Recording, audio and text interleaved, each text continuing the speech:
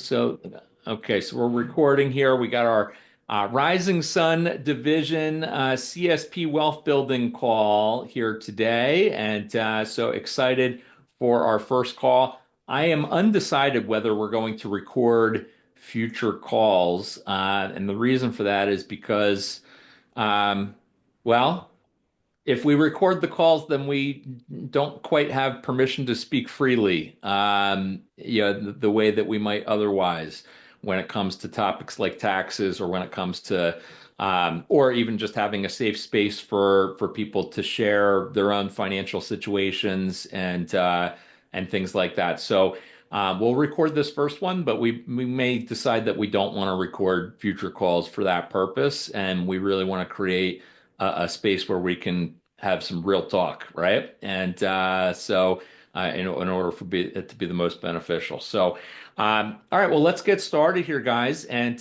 welcome to our first Rising Sun Division CSP Wealth Building call. And our goal with these calls is to really create or really help our MVP sales leaders with some education and community support when it comes to building wealth and finances and investing and taxes and having a safe place to ask questions and a safe space for us to share wins and challenges with each other to help everyone progress. And what's my vision or motivation behind this? We want more Cutco millionaires, and we want people who are putting themselves on track for that milestone. And I want to see how many we can create through our division. And honestly, I want to be the talk of the town in the company where all CSPs across the country say, "Shit, I wish I was part of Rising Sun Division." And that's where I want to. Yeah, that's where, their CSPs are getting a tremendous amount of value, not just on the knife stuff, but on the life stuff. And that's really what we're aiming for here. And this is a group of people who have dedicated their professional lives to hone and craft their expertise here in our business. And I want to see you winning big time financially. And I want you to see that this business can help you craft whatever life you're trying to create for yourself, and that you can do it through Cutco. And so when I say safe space, what does that mean? Uh, that means that whatever is shared here cannot and should not be shared outside of these calls, especially when people are sharing, their own personal situations. Okay, there are some tax strategies we might get into in some of these calls that might be a little bit in the gray areas. And so I'll never recommend anything illegal, of course, but there are some gray areas, and some accountants may say it's fine, and other accountants may say it's crossing the line, right? So, you need to align yourself with a CPA that has the same pain tolerance that you do and risk tolerance that you do when it comes to audits or things like that, right? So, um, we might have people who are getting vulnerable on our calls and sharing their net worth or talking about debt or their specific situations, and we want people to feel comfortable with that so that they can get advice from not just me, but from other people on the call. And we don't want people to feel like, everyone's going to go and tell all their, other, colleagues or friends or significant others about somebody else's personal situation, right? So we just want to create a space where everyone feels confident and comfortable doing that. Um, okay, so what's our goal of today's call as an intro call? I would say, I'm going to share some foundational things. I'm going to ask some questions that I'll have you respond in the chat. And so I'll share some of that, and I'll ask some questions that I'll have you respond in the chat. And then we'll talk about some of the topics that we want to add to our list for future calls that we want to tackle this year. Okay. So first, let's start with some questions in the chat. All right. So here's my first question for you, and I'm going to post it in the chat here. And so the first question that I have for you is, what is the most you've ever saved or invested in one year? And you can just, use that use those ranges. And how much do you expect to save or invest in 2025? Okay, in those same ranges. All right, so that's the first question, is what's the most you've ever saved or invested in 1 year, and how much do you expect to save or invest in 2025? Okay, so that's the first question.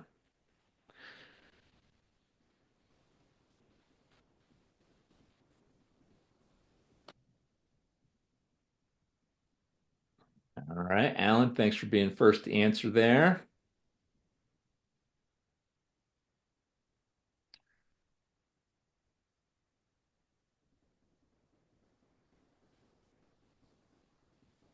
Okay.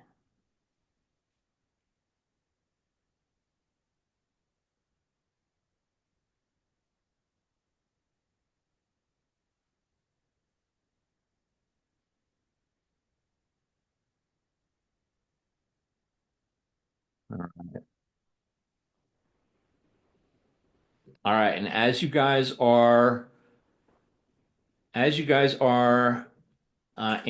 that question, here's my next question for you.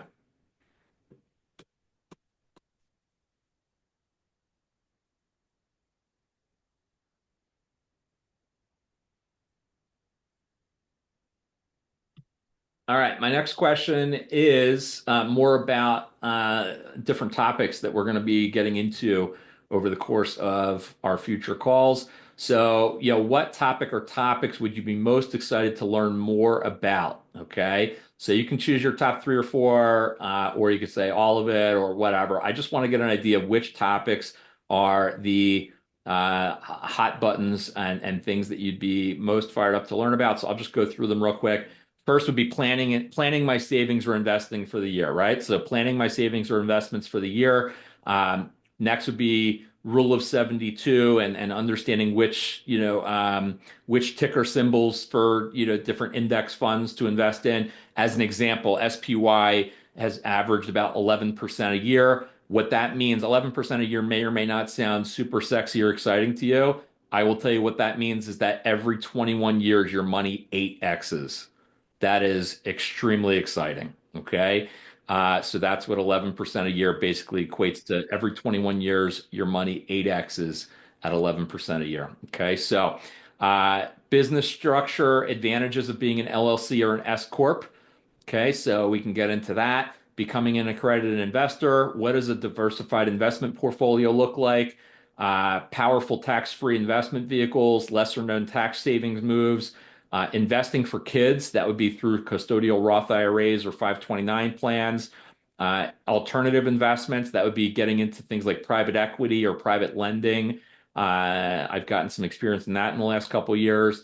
Angel investing, cryptocurrency, Bitcoin, real estate. So that would be investing in syndications for passive cash flow, or direct investment into real estate, which would be actually owning property or Airbnb, things like that, or all of it. So those are some of the different topics that I have on the list that I want to tackle this year. If there's anything that's not on that list you want to add to that list or questions, you can use the chat for that. And so let's go ahead and move on. You guys can continue answering those things in the chat as we go.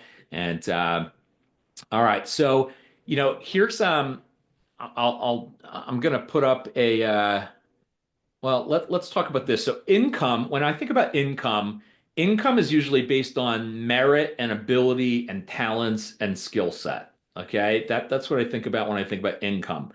I think about wealth differently. Wealth is actually a function of knowledge and time, and using your experience from that income earning skill set, right? And transitioning that into knowledge and time, and in terms of where to put the money and what to be invested in, right? And surrounding yourself with the right people, having the right community who can guide you. Nobody's born as a great investor. It comes from, surrounding yourself with like-minded people and people who you can really learn from, who are willing to take you under their wing, right?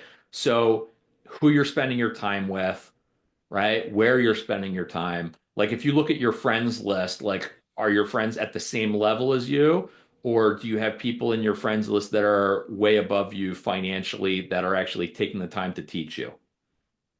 Right? And are you asking good questions? Because if you're only running with people who are running the same speed as you're not getting anywhere, right? So, are you spending time with Netflix at night, versus listening, reading to something for at least a portion of the day that's going to help you get to the next level, right? Um, Here's what I'll say. Income can be taken away from you, but wealth, when it's in the right hands, it's much harder to lose. Okay. So, wealth doesn't usually come in one lump sum or, you'll hear about somebody like exiting, selling a business or they started a startup and then they have a big exit or whatever. 9 out of 10 times wealth does not come from a one lump sum type of scenario. It comes from consistent investments over time and leveling up your education. So you get wealthy by focusing and you preserve your wealth by diversification. So let me explain that again. You get wealthy by focusing, but you preserve your wealth through diversifying. Okay. So yeah, you ever heard like, chase two rabbits, both get away, right? You've heard that. So, you hear like a bunch of people on social media, oh, you need seven income streams and blah, blah, blah. That's bullshit, right? You don't need seven income streams, right? You need to get really good at having a pipeline feeder income and then using the proceeds of that income to then diversify your investments, right? And so, because when you spend the time really getting good and building up skill set in an area that's going to pay you well or have an uncapped income opportunity like we have in Cutco, and then you have the ability to take the proceeds from that and diversify that way. You don't need to diversify your income. You need to diversify your investments. Okay. So, I want to talk about the four stages of financial maturity. So I talked about this in the past, and I think this is good to go back to. So you think about where are you at on this stage? So here are the four stages, and then I'll get into them. So survival, stability, success, and significance. Survival, stability, success, and significance. Okay, so let's talk about survival right now, because I think we can all relate to this one at some stage. I certainly remember what it was like to be in survival mode and eating cereal 3 times a day. And I remember what it was like, not knowing how I was going to pay certain bills or being late, having an electric bill, that I had to push back or a cable bill. I remember all of that. Okay. So survival, what is it like when you're in survival mode? Well, in a business sense, you're afraid to invest in your business because you don't see immediate returns. So you're only willing to invest in things that are going to show up in that week's paycheck. Okay. So in other words, like you're living and dying on every paycheck. There's lots of extra stress. So as a CSP, maybe that's like a rained out event is like a game changer financially for you. Okay. Or a flat tire or a burst pipe in your house is like devastating financially. Okay. Your goal is to get to the point financially where those things are annoying inconveniences, but they are not financial wrecking balls, right? That's your goal is to get to the point where you have enough saved where those things become minor inconveniences and annoying inconveniences or speed bumps, but not financial wrecking balls. So when somebody's in survival mode, how can we tell? Well, they cut corners in the business, right? Maybe they try to do everything themselves. They don't hire a calling assistant. They're not doing more service events. They don't work any riskier events that could have a big payoff, right? So they only work events that they've worked in the past, right? Like they don't take chances, right? So those are some of the things that we see there. Okay. And when this is the case, like, if they do have a calling assistant or an assistant in their business, those people aren't even getting good experience because you can't afford for them to mess up at all. So then there's like too much pressure on every activity and it stunts the development for you ever developing a long-term assistant. So you're constantly having a revolving door of assistants, or you're constantly having a revolving door of, of people that um, you're not developing anybody long term to make your business more sustainable, right? So it stunts their development, but it also stunts you to building a long term successful business, right? So to get from survival to the next level, which is stability, in my mind, it starts with a what we call PMA, positive mental attitude, right? But also a positive money attitude. So, like what you think about it is what you attract. If you're constantly focusing on things like gas money and bills and worrying about, and worrying about those things versus thinking, okay, if I make this amount of calls to past customers this week and I schedule this many people for my next service event, or I sell this amount over the phone in the next 2 weeks, that's going to put me on pace for this month, which will give me this amount of bonus, which, so in other words, you're thinking about, all right, well, if I do these things, then this is what it's going to translate into, right? In terms of financial wins, right? Okay. So let's make a plan. We're going to rock this thing, right? So if there's hope in the future, then there's power in the present, right? So that's creating a future plan so that you can see the light. Okay, well, if I do this month, or this campaign, or if I do this year, right? Where does that get me to financially, right? So what are my expenses, and how much over that do I want to be earning so that I can save and invest this much this year, right? So knowing what your expenses are and saying, okay, like if I'm a CSP, I'm thinking to myself, like, there's no way I should be saving less than 10 or $20,000 in a year. Like that just shouldn't even enter my mindset, right?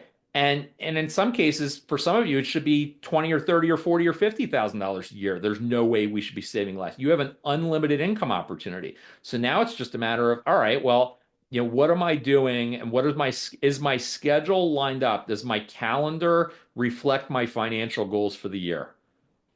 Does my calendar and my activity each week reflect my financial goals for the year? Yeah, some of you guys have been doing this for several years at this point. Like, we shouldn't be doing anything for several years and not saving more than $10,000 a year, right? Now, some of you might say, well, yeah, Wes, but I still got this debt that I'm paying off. All right, well, do you have a plan to knock out that debt? And what does that plan look like? And how quickly can you knock it out? Right? And how much do you need to sell to pay your bills? And then how much do you need to sell each month in order to knock out the debt within this year? Right? And then once you have that mapped out, then it's just a matter of breaking down the numbers, right?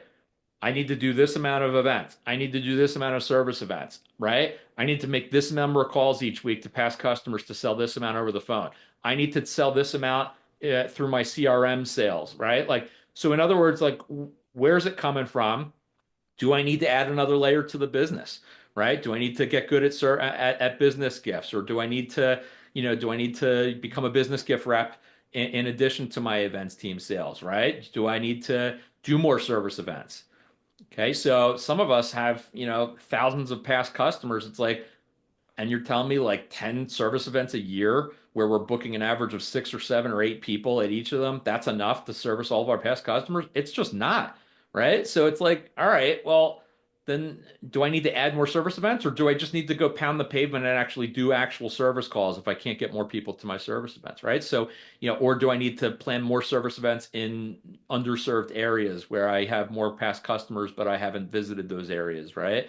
So we just need to think differently about our business. So, if you're constantly worried about some of those small expenses, it's like, all right, well, what would I need to get to financially this year in order for me to not worry about those things anymore?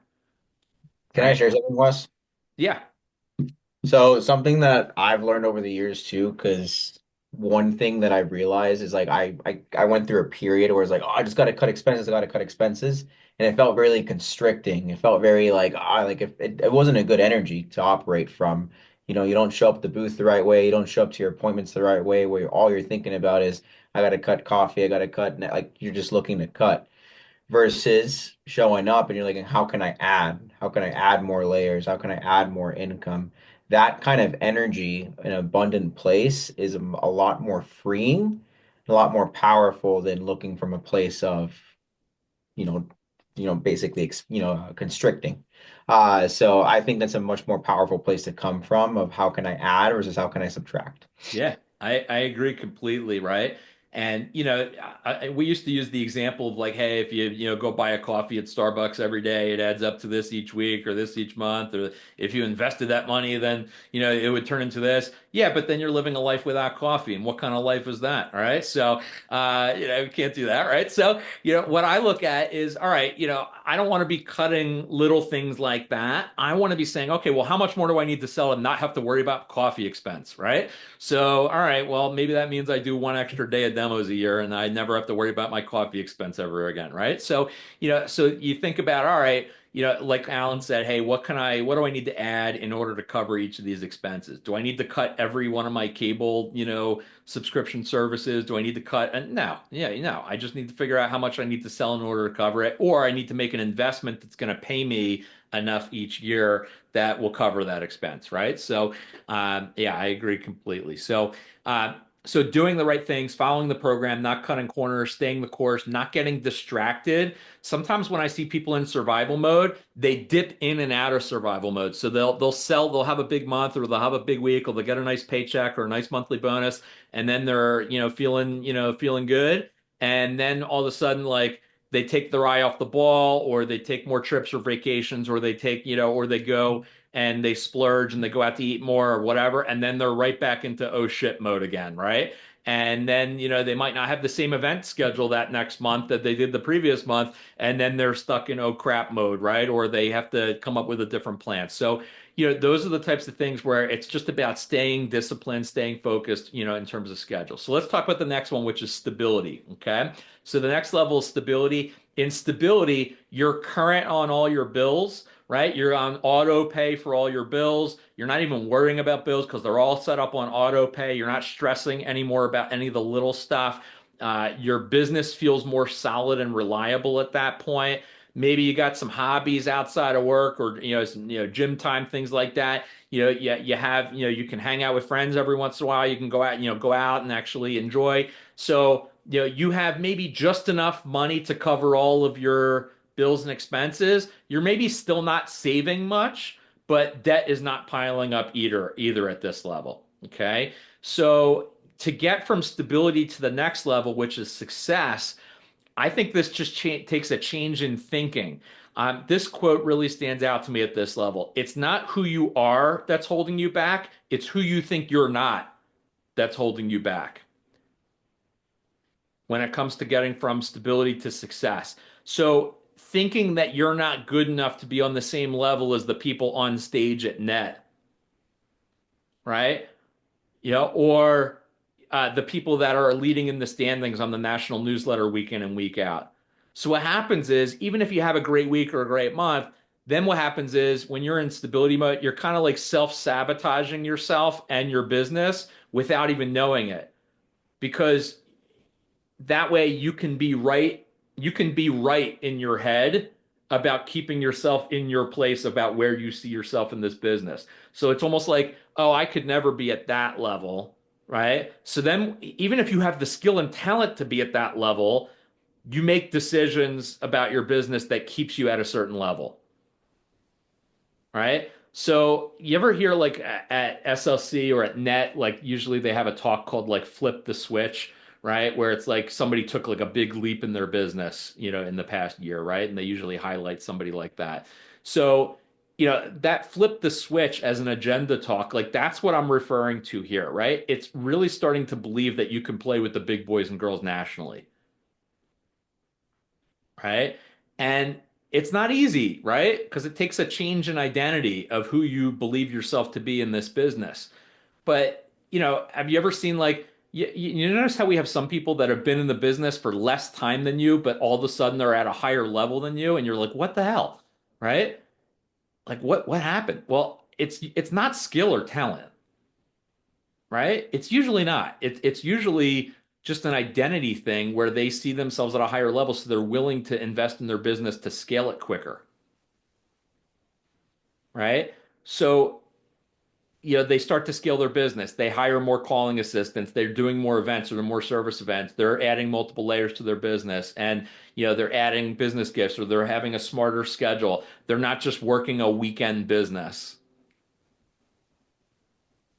right? So those are maybe some of the things you can think about at that level. Okay, let's talk about the next level, which is success. So a significant portion of annual sales coming from your past customers at this point, right?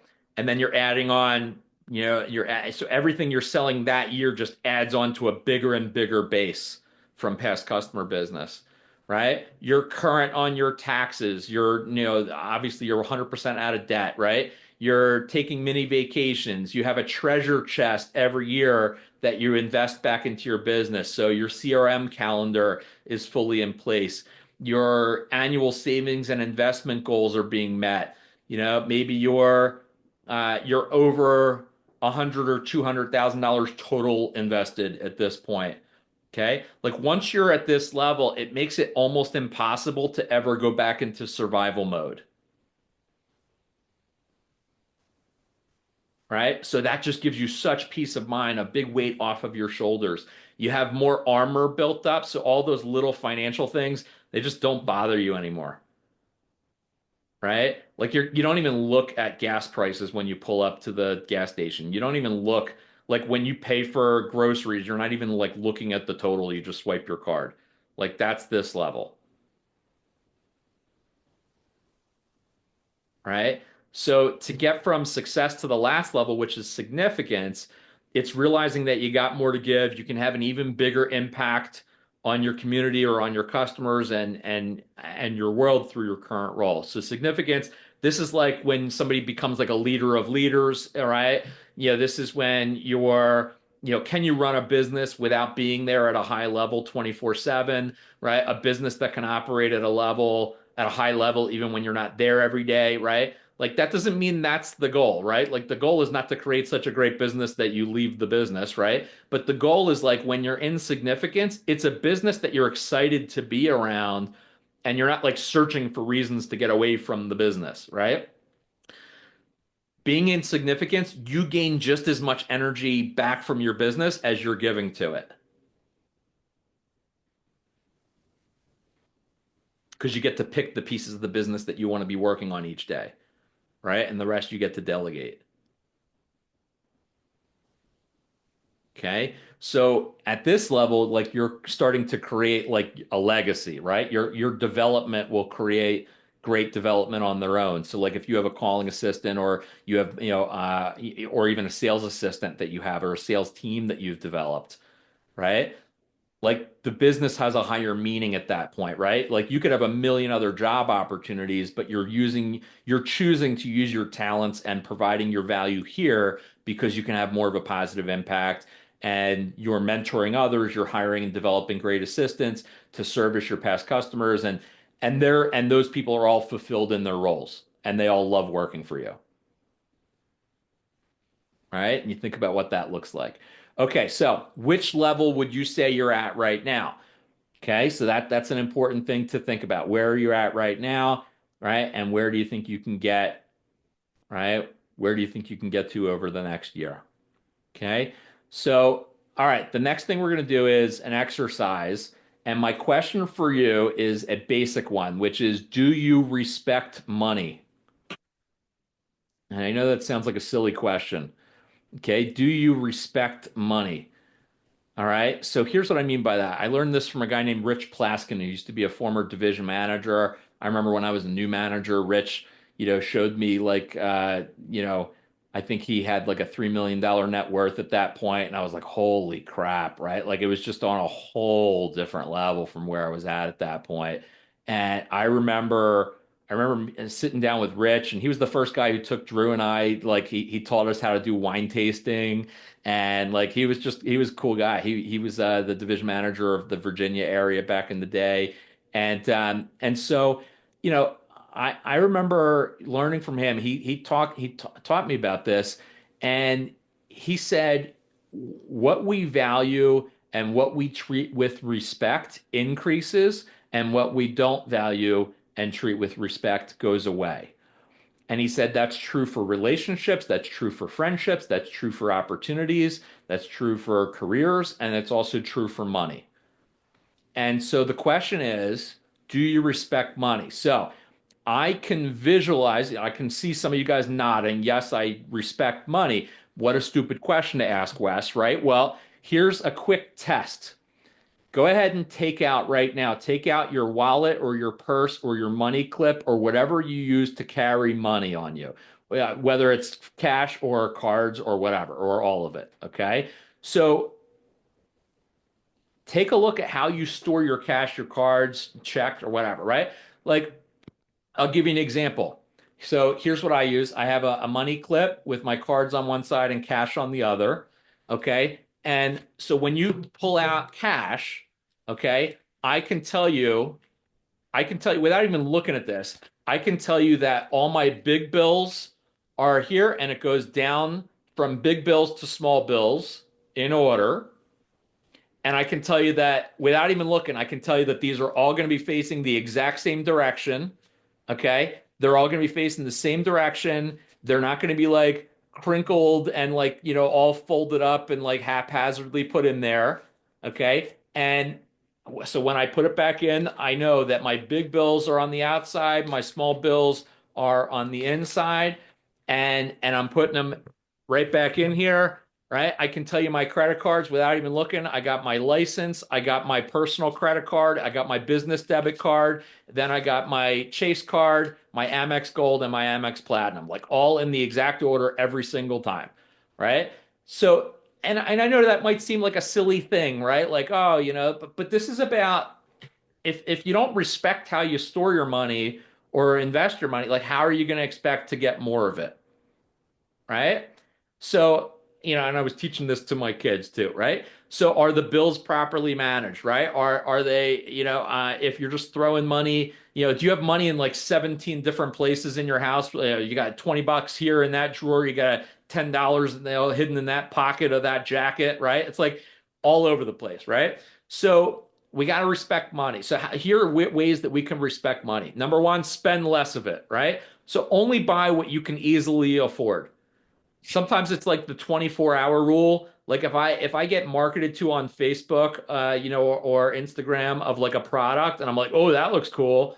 Like instead of doing it right away, I'll always sleep on it for at least 24 hours, and if I'm still excited about it the next day, then I'll pull the trigger. But otherwise, I'm not buying it on the spot, right? So spend less of it, only buy what you can easily afford. Number two, save more of it. So that means pay yourself first.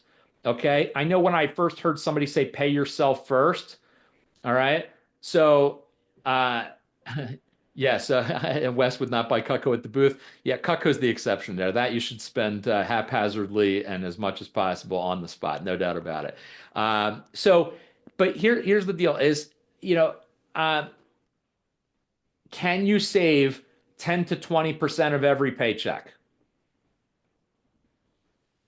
Right. So if you think about how much did you make for the year, if your savings rate is less than 10%, you need to be selling and earning more.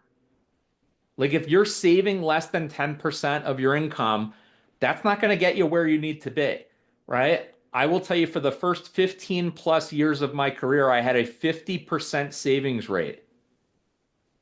50%. And that was even when I was only earning 50 or 60 grand. Like I was still eating cereal and ramen noodles, but I was saving 20 grand a year. Like I made sure that like my lifestyle was going to come second to my savings rate, right? And then as my earning power increased, of course, it was easier to hit a 40 or 50% savings rate, right? Once you're earning more and more. But like even when you're getting started, like you got to be saving at least 10, 20% minimum, minimum, right? Now, it might sound impossible to you right now. You might be like, Wes, how can I do that? I'm like paycheck to paycheck. I barely have enough to cover the bills. But consider this, it has been said that the average person's lifestyle will adjust to any raise they get in their income within 6 weeks. So within 6 weeks, if somebody is like consistently earning a certain amount, and then you raise their income, okay, like you give them a boost, their lifestyle will so let's say you're paycheck to paycheck here, and then we boost your income a bit. Within 6 weeks, your lifestyle will raise to the same level as your new income, and you will still be paycheck to paycheck 6 weeks later. Okay? So that they've been done studies on this. So that means if a person's paycheck, let's say they're earning $2,000 a month, and we increase it to 2,200 a month, within 6 weeks, the average person will be spending $2,200 a month, and they will still feel like they're living paycheck to paycheck. Okay? So if a 10% bump in pay can easily be adjusted for, that also means that a 10% decrease in pay can also be easily adjusted for. So you'll still find a way to make ends meet, right? With 10% less. So if your paycheck is 700, can you take $70 straight off the top and put it in withholdings or into an investment account without fail? You might think that every dollar is accounted for and there's no way it could happen, but I promise you, within a couple weeks, you will adjust and you'll be happy that you did, right? Now, you might have a few tight weeks in there along the way, right, where you have to get a little creative, but more often than not, you won't even notice the decrease, right? So that's what we mean when we say pay yourself first. Okay. The best way to save is to not notice it. So you could do automated savings, right? Is one of the best ways to do it.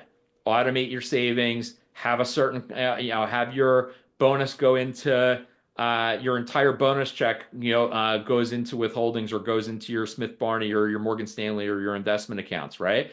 The best way to save is to not notice it. Okay. So take away the willpower from the decision-making process, right? Meaning don't rely on yourself to say, all right, I guess I'm having to put this into my saving. No, no, no. Have it happen automatically, right? That's the best way for you to get your savings going. Okay. And the last part about respecting money would be invest wisely. So put money in assets that grow. A savings account is not going to make it happen, right? So investing. So of course, having, $1,000 emergency fund for things like flat tires or whatever, that's great.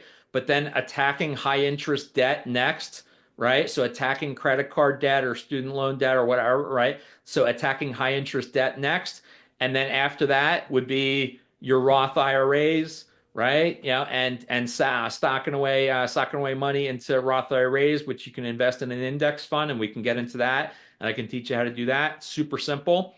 And then, other long-term investments like mutual funds or index funds, IRAs or things like that could be after that. And then, of course, we can get into things like cash flowing assets and real estate syndications or all that kind of stuff. Okay. All right.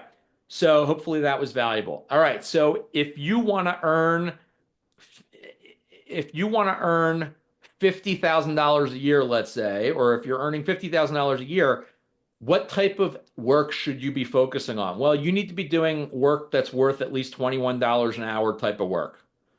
And anything that's worth less than $21 an hour, you should find a way to delegate or pay somebody for so that you can focus more of your time on the higher value activities, right? What about if you want to be earning $100,000 a year? Well, you should be doing at least $42 an hour type of work.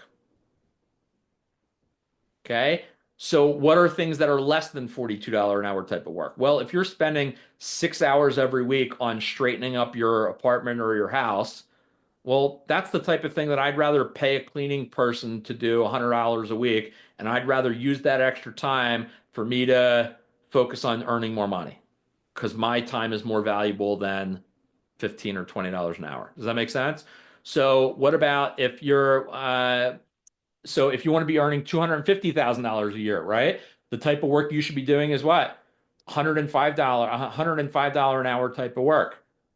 Some of you, based on your average order and your closing ratio, you should be doing $250,000 a year type of work. But since you're spending so much time on minimum wage type of activities on a weekly basis, you're not earning $250,000 a year because you're spending so much more of your time on activities that are less than your value.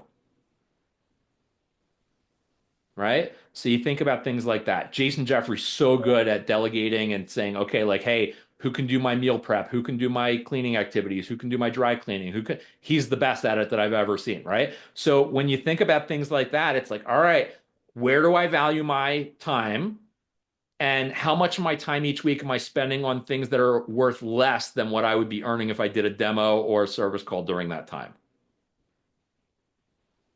Or making an hour worth of calls is worth way more than $20 an hour for you, right? So you think about things like that, right? So where are we spending our time? Okay. So by the way, it doesn't mean you never have to do those things. Even I take out the trash, right? Every once in a while, right? So it's like, all right, I got to do that stuff, right? But it just means that when you are doing those things, you bring $105 an hour type of focus and energy to those tasks, knock them out as fast as possible so you can get back to earning more money, right? So if you don't have the systems in place, right? Then you got to do it yourself, but you got to do it as fast as possible so you can get back to your income earning activities, right? Okay, let's talk about these three questions, right? What does it cost you to live and survive to cover your basic needs each month or each year? Okay. So what does it cost for you to live and survive and cover your basic needs? What do we mean by basic means? I'm not talking about like vacations. I'm not talking about like, going out to eat a whole lot, right? Like I'm talking about like my basic needs for me to stay living in my same house, for me to stay, and my basic needs, right? What does it cost per month and per year? Okay, so for us with kids, like our basic needs, we're probably over 100 grand a year, right? For our basic needs at this point, which I know sounds crazy to some of you guys, right? But that's where we're at for our basic needs. All right. So that's like what? That's like 10K a month, for us. All right. So what about like the next question is, what does it cost you to support your current lifestyle? How much per month or per year do you need to support your current lifestyle? That's the next question.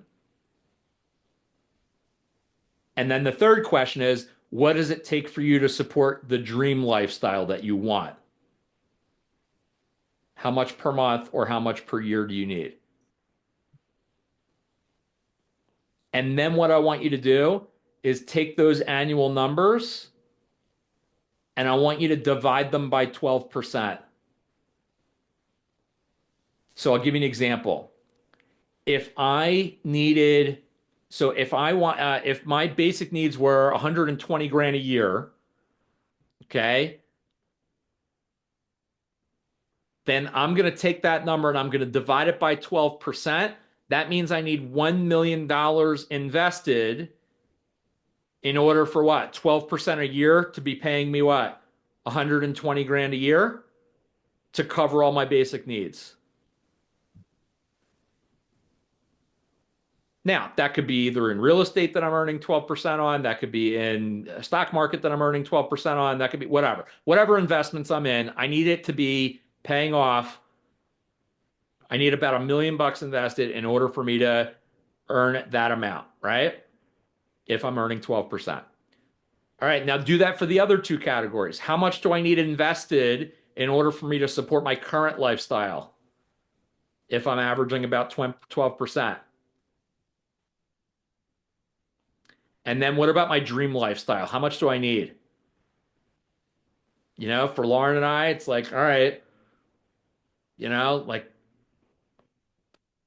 if we need, current lifestyle, if we're spending about 170, $180,000 a year for all the kids' activities and all of our, food, housing, meals, a couple of vacations back east to visit family, things like that, like current lifestyle. Yeah. All right. Well, if that's what our annual spend is, right? And I divide that by 12%, we need $1.5 million invested in order to kick off that much income each year or growth each year in order to support that lifestyle. Does that make sense? Doesn't mean we're stopping working at that level invested, but it means that my interest that I'm earning off my investments is enough that I could cover all my basic needs and be fine if I stopped working. Does that make sense? Okay. So what's your number? Now, it might feel super far off at this point, and that is totally okay. But you got to know it in order to get there. Does that make sense, everybody? You got to know what that number is in order for you to have a game plan to get there. All right. Okay. Now, for some people, your dream lifestyle might look totally different. For some people, it's a private plane. For some people, it's like vacations, however many months out of the year, or living in Europe for a couple months or whatever. For some people, it's like, you know what? I can go with a couple vacations a year and season tickets to my favorite sports team, and I'll be happy as hell, right? Whatever, right? So figure out, okay, hey, let's put numbers next to that. What does that look like, dream lifestyle, right? In order to support what you want. Okay. All right. So, um, yeah, charity, I would say, current lifestyle coaching would be, current lifestyle, not basic needs. Basic needs would be like food, apartment, right? Cell phone bill. You could probably put cable bill in there, things like that, like Wi-Fi, like all of the like the basics that you need to just exist and, and not have to completely change your life in order to survive, right? So that would be that stuff. Car insurance, all that stuff would go into basic needs. Yep. Transportation for sure. Okay. All right. So that's that.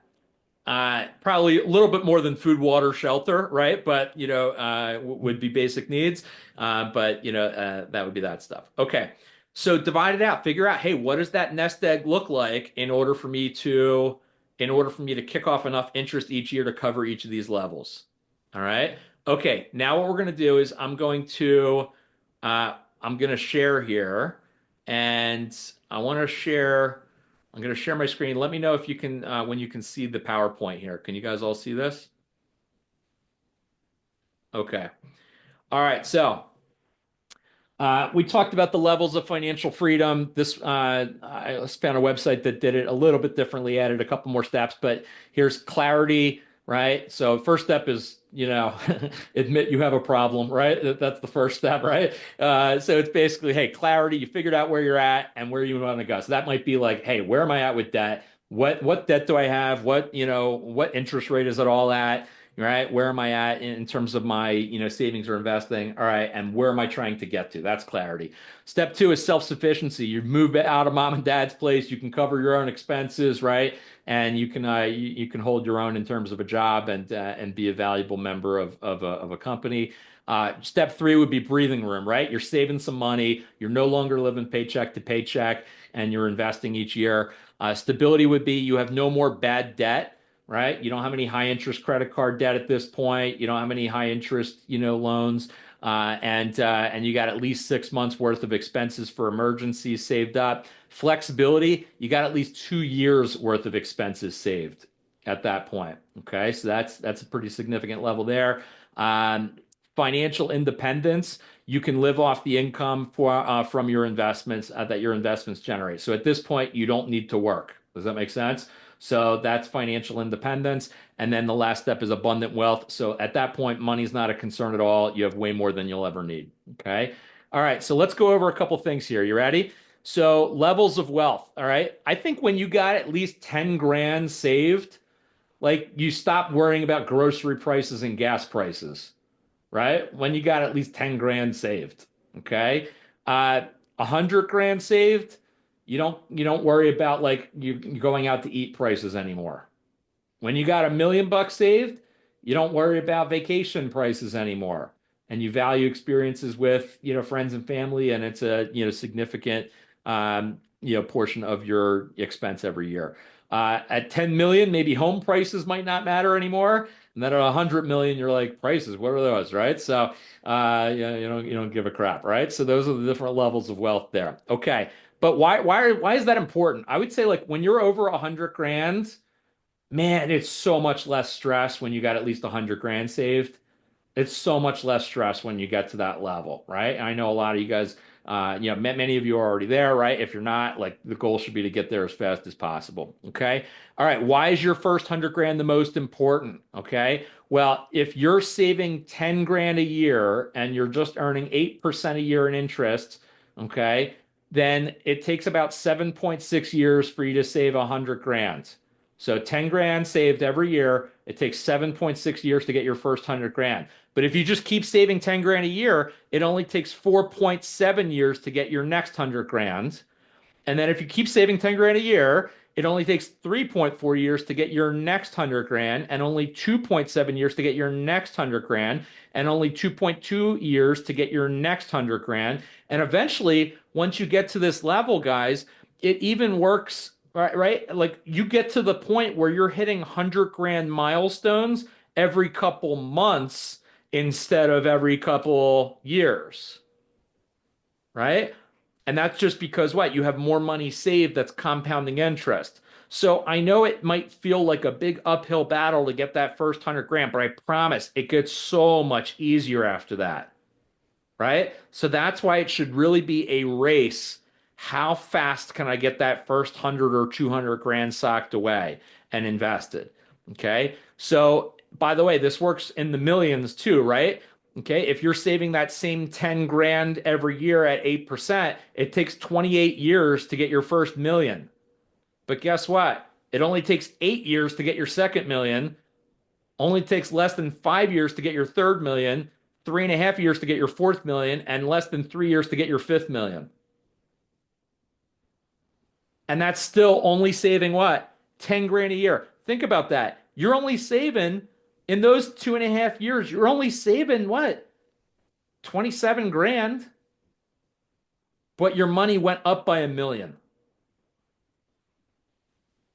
Isn't that crazy? You only saved 27 grand in those 2.7 years, but your investments went up by $1 million. You talk about the hockey stick, right? Like it takes work to build it, but man, once you get that momentum on your side, it starts getting really exciting, right? So if you're in the muck right now and you're like, crap, how am I ever going to get to 100? I'm telling you, it gets easier, but you got to fight tooth and nail to get your first 100, and it needs to be invested. Okay. All right. Here's my favorite platforms for investing. Okay. You got three biggies: Vanguard, Fidelity, and Charles Schwab. E-Trade could be another one, right? But Vanguard, Fidelity, and Charles Schwab, those are your three. And you can do index funds through these. You could do self-directed IRAs or self-directed Roth through these. And so these are your biggies. Okay. Where do you go for market news? Yahoo Finance, Bloomberg, and Financial Times. These are three good ones.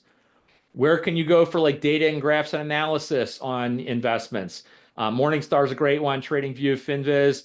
Places to learn: Investopedia, NerdWallet, The Motley Fool. These are great places to learn. And then message boards and forums, Investors Hub, Stockaholic, StockWits. Right. So these are StockTwits. Right. So these are some good resources for you on places you can go to learn and places you can go to invest.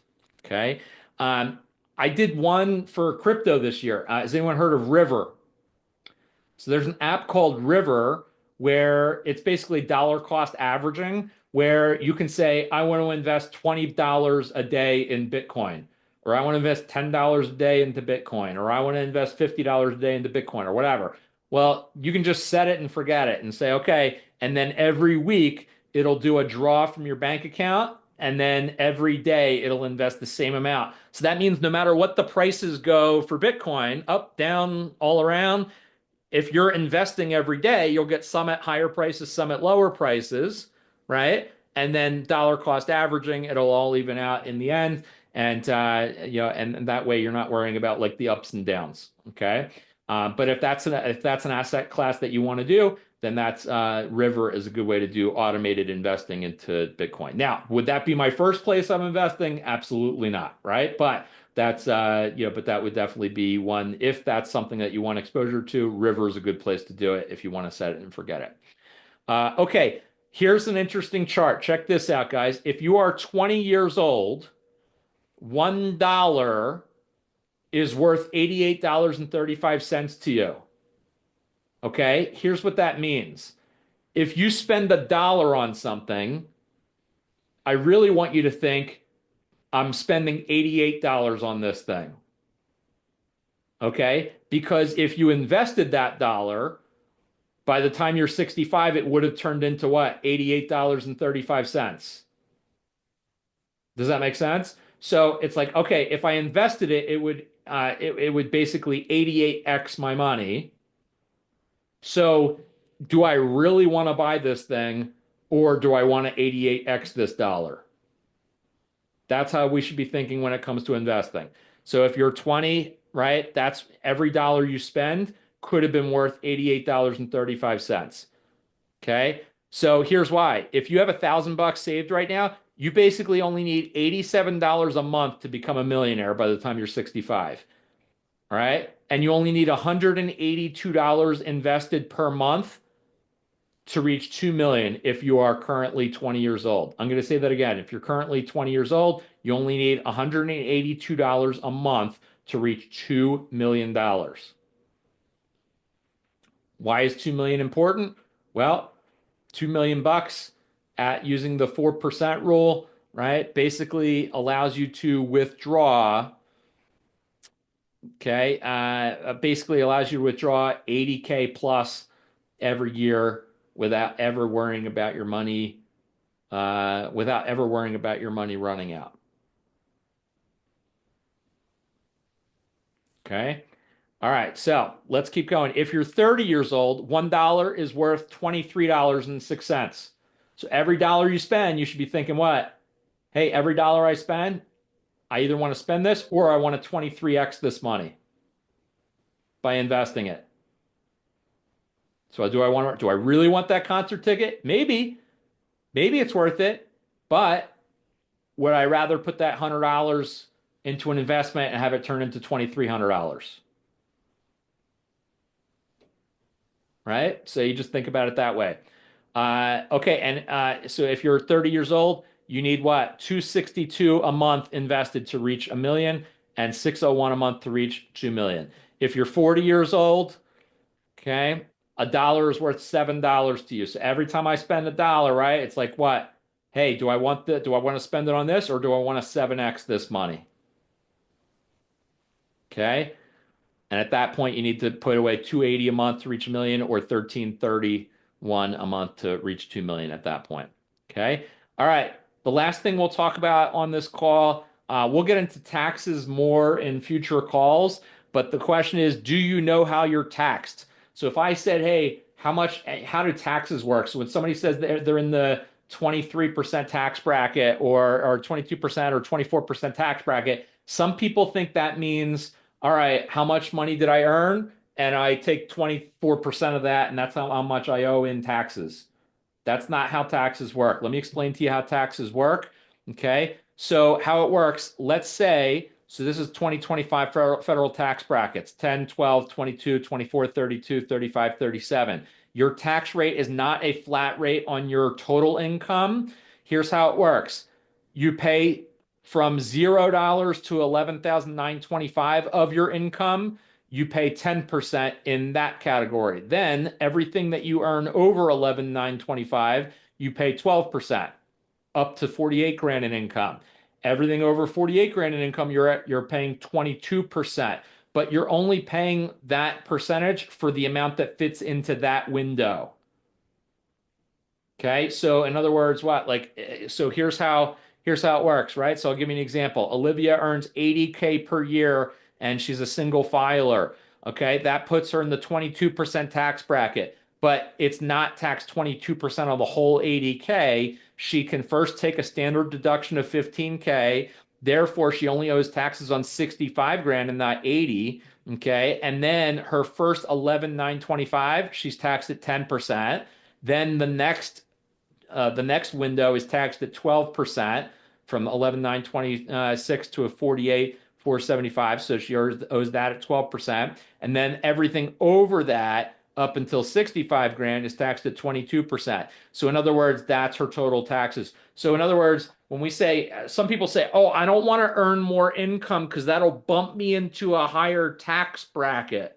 That's the stupidest thing somebody could ever say because it's not all of your dollars that got bumped into that next tax bracket. It's only the amount over that next threshold that's in that next tax bracket. Does that make sense? So just remember that when somebody says, I don't want to earn more because I'll pay more in taxes, that's a dumb thing to say. So just remember that. All right.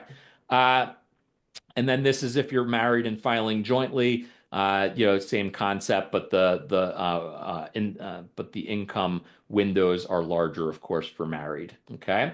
All right, so that's how that works. All right, guys, so that's what I had to share with you today. We are right on time for our we are right on time for our 1 hour call here. Uh, let's just open it up to some questions or comments or things that you learned from the call or anything from those categories that we talked about earlier that you are excited to learn about in future calls. So let's go ahead and open up. Charity, go for it. So I have more of like a mindset question, but when it comes to like I'm 20, I'll be 24 next week. So like I'm 24, right? And I'm just been living, stable and like no debt, just like really in like the stability part.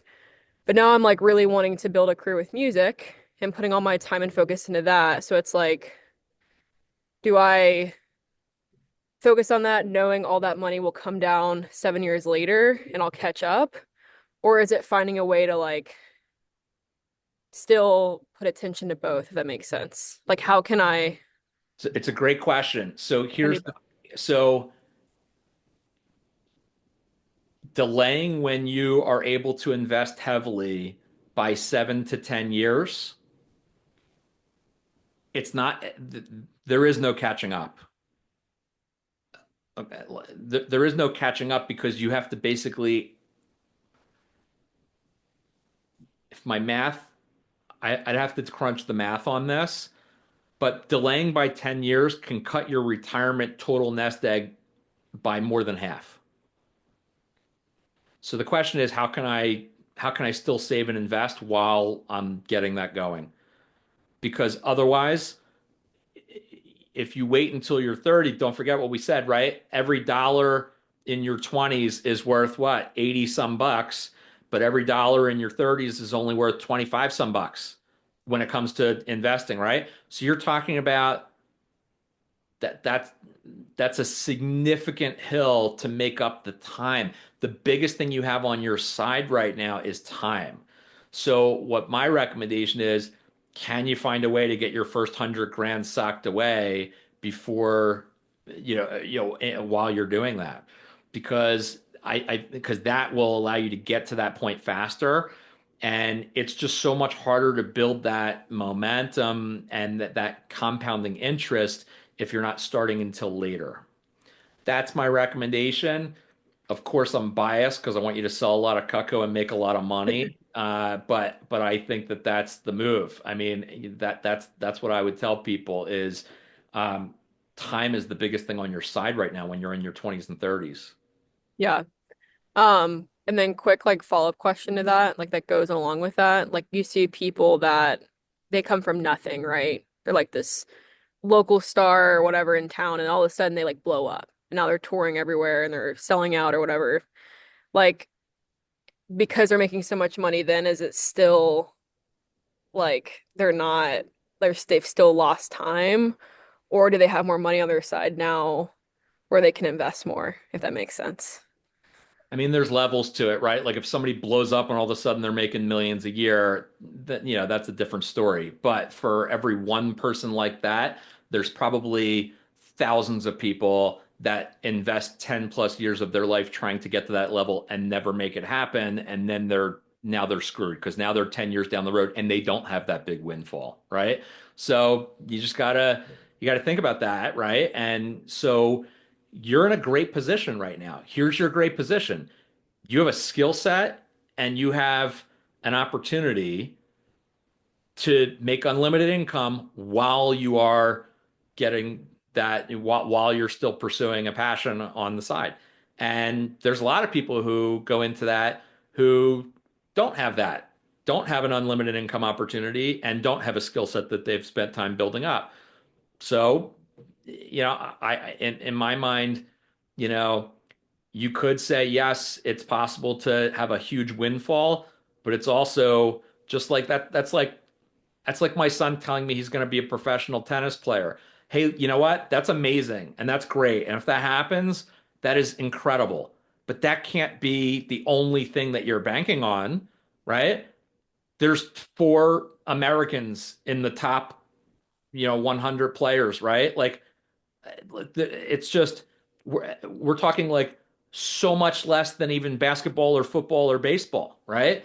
There's only four from a whole country, right? Like in the top 100 that are making enough to sustain themselves financially from this, right? There's more people that are in the three, four, five, 600, ranking range that, make less than $50,000 a year and have to pay for their own hotel rooms and make less winning a tournament than what they spent to get there, right? So now, is that what I'm telling him, putting him to bed at night? No, like I'm not dashing dreams, right? Like, but it's important that we understand, like, you have to be smart with how you're spending your time, and you have a skill set and you have time on your side. In my mind, I'd be socking away as much as possible. By the way, how much more confident does that make you to be able to take chances in the music world? How much more confident does that take you when it comes to negotiating contracts or taking deals, that you really want versus deals that you're forced to take because you're not in a good financial position? Like you're just in so much more of a position of power at that point because you got a bunch of money socked away.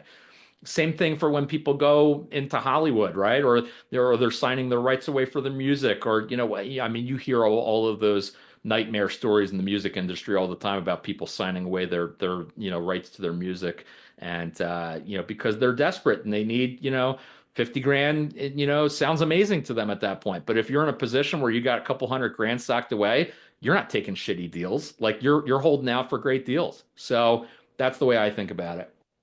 Yeah, thank you. There's like essentially a way to do both, and there's risks on both ends. So, Yeah.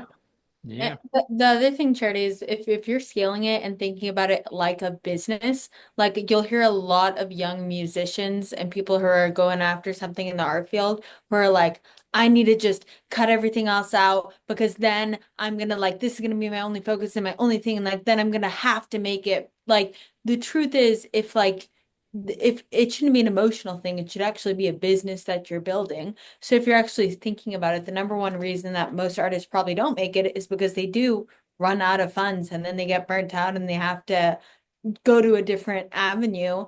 Because it might take 6 years, it might take 7 years, it might take 8 years. You don't want to feel like in 7 years, you end up pulling the running out of finances and leaving when your break was coming in 8 years. So if you're looking at it like a business, like how can I build this in a freedom forming way?